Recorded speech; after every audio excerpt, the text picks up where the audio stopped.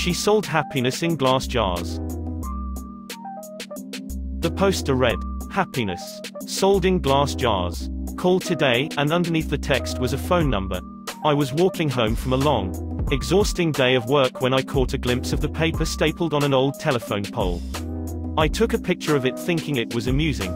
I was going to show my wife once I got to our apartment. But I was caught up with chores and forgot about it. Dinner, dishes, laundry, packing a snack for our daughter, putting her to bed, then putting her toys away that she'd left out in the living room every night. It was the exact same routine. The next day, I awoke sleeping back to back with my wife. I always had to get up earlier than she did for my job. So I quietly got ready for the day and headed out the door. At work, I was updating the company's latest expense report. Most days were similar to this one. They were basically paying me to stare at a computer for 9 hours a day and input a couple numbers into a spreadsheet. I finished my work very quickly. So I decided to head out of the office early. It also helped that it was a Friday. And a lot of people leave early at the end of the week. On my walk back, I was thinking of what my life had become. I did this often. I always dreamed of traveling when I was younger. I wanted to drive across the country or solo backpack across Europe. Then I met Kelsey. Don't get me wrong, I loved Kelsey. I mean, I still do. We just don't have that spark anymore. When you meet someone and get in a relationship, whether it's meant to be or not, some of your personal life plans have to be put on hold. And then that relationship turns to marriage. And then you have a baby. Then you have to enroll your daughter in a preschool. Then you have to get a better paying job and work more hours and blah. Blah, blah. I'm not trying to throw a pity party for myself. I'm just saying I wasn't exactly content with where I was in my life. I wouldn't have referred to myself as a happy person, as I took the same route home that I did every day to work and back. I walked by the same poster I had passed the day before. I don't know why, I really don't, but I decided to call the number. I figured it would be some joke. Maybe someone just picks up and says, "I love you," on the other end and hangs up. Or maybe it's a line to a sex worker. I had no idea what to expect. I called. It only rang once before someone picked up. "Hello," a woman said. Hi, I'm calling about your poster. Your ad." "Oh, awesome," she said calmly. "When do you want to pick it up?" "Pick what up?" "The jar," she said. Like it was the most obvious thing in the world. "Oh, of course. Quote. I realized then that I had left work early without telling Kelsey. So I could just go pick it up now and she'd be none the wiser. "What exactly is it that you're selling?" "I just told you. It's happiness. In a glass jar. Like the poster said. Happiness keeps best in glass jars. They're more durable than, say, a plastic bag." Okay. Should we meet somewhere?" "For sure. I don't want you to end up being a creep or something. So let's go to a public place." The public place we decided on was a Starbucks parking lot a little over a mile from me. Now, I didn't think I was really going to be buying a jar of happiness or whatever. I was 99% sure she was going to sell me drugs. Maybe heroin would be in the jar. I remember thinking, oh no, happiness is probably a nickname for some street drug and I'm going to a drug deal. What if she's a cop? Am I going to be arrested? But something inside me told me to keep walking. And so I did. I stood outside and texted her. Me, I'm here. Her, cool. Be there in a sec. Me, what are you driving? Her, silver Camry. And as her final text came through, I saw her car pull in.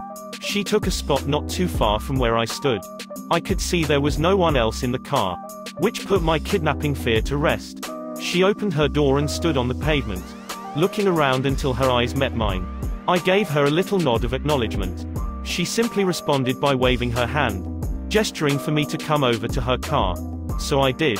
She was young, maybe mid-20s, with curly, golden hair. Her skin was pale and contrasted with the all-black outfit she was wearing. I thought she looked like Glinda the Good Witch from The Wizard of Oz had put on the Wicked Witch's clothes. "Nice day out," she said as a greeting. "Oh, yeah it is. Hadn't really paid attention to it. You were the one that called about the jar, right?" "Yeah, that was me." "Cool. Well, here you go." She handed me a very small, glass mason jar. It couldn't have been more than 2 inches tall. Inside of it was a light. Not a light bulb, just light. It was like someone bottled up sunshine. It glowed even in the mid-afternoon daylight. It looked like a tiny sun. Or a tiny universe existing in this little crystal-walled home. I was admiring it with no attempt to hide the awe on my face. Pretty rad, isn't it? What is it? You've asked that. Like 3 different times. I think. My answer is still the same. It is happiness. Happiness in a glass jar. What do I do with it? Keep it. Quote. She said simply. If you have any problems, shoot me a text. She started to get into her car. Wait. I said. I thought you were selling this. How much is it? Don't worry, man. She said with a smile. You'll pay. She closed her door and I stepped out of her way as she backed up. Then drove off. What the hell had just happened? What was I holding? I looked down at the jar again. Its radiance was simply mesmerizing.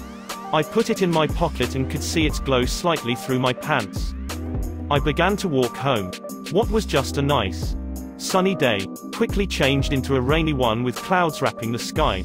It was not forecasted that it would rain. Or else I would have ridden the bus or subway to work that day. I jogged home trying not to get too drenched. I finally found shelter once I made it to my apartment building. I walked up to my door and found that my key wasn't on my keyring anymore. Shiz. I can't believe I lost it again. I thought. I knocked on the door and said in a somewhat loud voice. Hey babe, it's me. I don't know what happened to my key. I heard the door being unlocked from the other side. When the door opened, I was greeted by a large, heavy-set man with greasy hair and unkempt goatee. He said, I think you got the wrong door. Bud. Oh, I said, disoriented. My bad. Sorry. Have a good one. He let out a chuckle as he closed the door. Apartment number 33. I know that was my apartment. I know it was. I'd been in apartment 33 for 5 years now.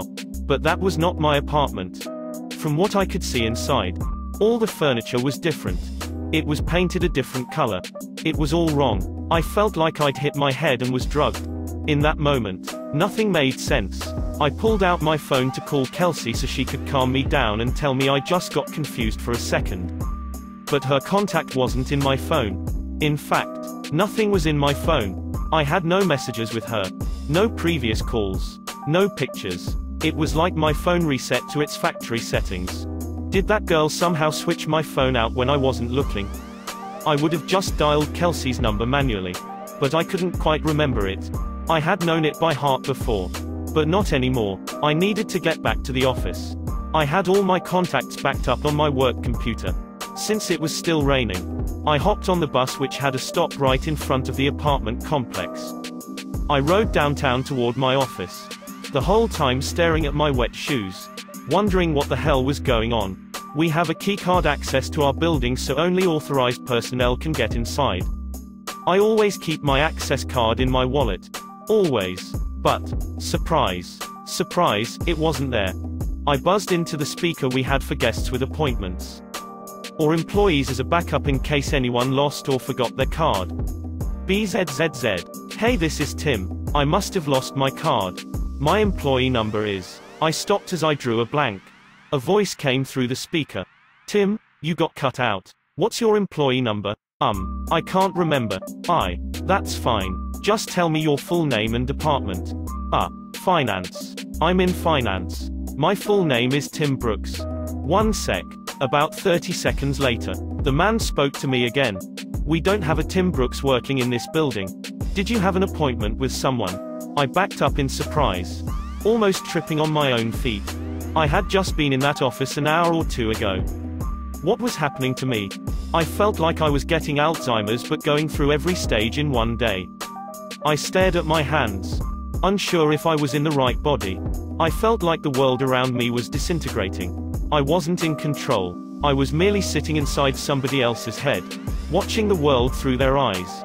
Just then, I got a text. I recognized the number immediately. It was that girl, the one who gave me the jar. I had forgotten all about it until I saw her text. Hey, how's it going? I looked at my phone, dumbfounded. It made me angry she was so nonchalant about this. She knew what was going on. She had done this somehow. Me, what the hell did you do to me? The worst is yet to come. I was astronomically close to just chucking my phone as far as I could in frustration. I took the jar out of my pocket. It looked unchanged, still glowing just as bright. "What the frick did you do?" I yelled at the jar, realizing I probably looked like a lunatic. As I stared at its glistening glass, I realized something. I didn't know what my wife's face looked like anymore. I knew her name. Well, I know it started with a K. Or maybe a C. I couldn't picture her in my mind. I knew I had a wife. I knew I did. Yes. Because I had a daughter. I had a wife and a daughter. I just couldn't remember their faces then, or their names. Or their birthdays. Or any memories I had with them. I know they existed. They did exist. I had just seen them that morning. Right? I couldn't remember how she looked. Or what she smelled like. What was our first date? We had a wedding. Right? What about our first kiss? Or my daughter, or was it my son? Maybe I didn't even have a kid. But my wife. Or girlfriend. She was real. I knew she was. The thought was tearing me apart. I couldn't see her in my head. I couldn't recall a single fact about her. I was standing outside of the same building. But I was unsure why I was. Did I work there? I must work somewhere. The rain was accompanied by a chilly wind now. It was whipping at my face, making my nose and cheeks sting.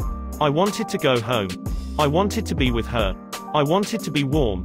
I wanted to go into a shizzy office job that kept a roof over my head. I wanted it all. I was soaking wet. I was miserable. I couldn't remember my parents. Or my childhood. Did I even have any friends? Why was I in the rain? I looked down at my hand. I was still clutching the jar. The only memory of my entire life I could concretely remember was that girl giving it to me, telling me it was happiness. It did not bring happiness. It brought pain. It brought suffering. I was more miserable in that moment than I'd ever been. My phone buzzed. Break the jar. Tim. I looked at my other hand. With the setting sun and the rainy sky, I swear the jar glowed brighter than any streetlight near me. I didn't break it because I was following her instruction. I broke it because I was angry. I broke it because I was upset. I needed a release. I raised my arm above my head and brought it down with one swift motion, shattering the jar on the concrete beneath my feet. That dark, chilly air accompanying the rain spread away like it was the shockwave of a bomb going off. And I was at the epicenter. I saw the warm, yellow light from inside the jar spread rapidly across the ground and ascend into the sky.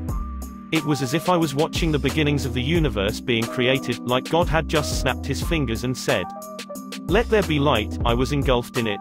I could no longer see street or rain, or anything dark. I felt like I was plummeting into a star going faster than the speed of light. It felt like sitting in front of a fire on a cold winter's night. But that warmth was covering every inch of my body.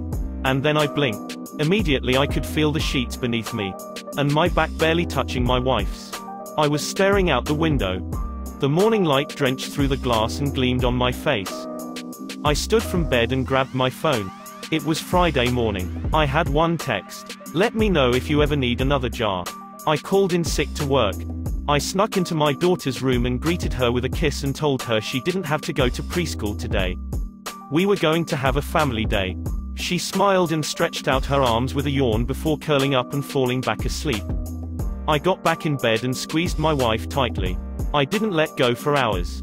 Our daughter came into our room and woke us up eventually. She was jumping on the bed and shouting for us to wake up. Yesterday I may have found that annoying. Yesterday I may have found a lot of things annoying. Or monotonous. Or dull. But not today. Today, I pulled her under the covers in between me and Kelsey. Today was going to be a good day. Today, I was happy.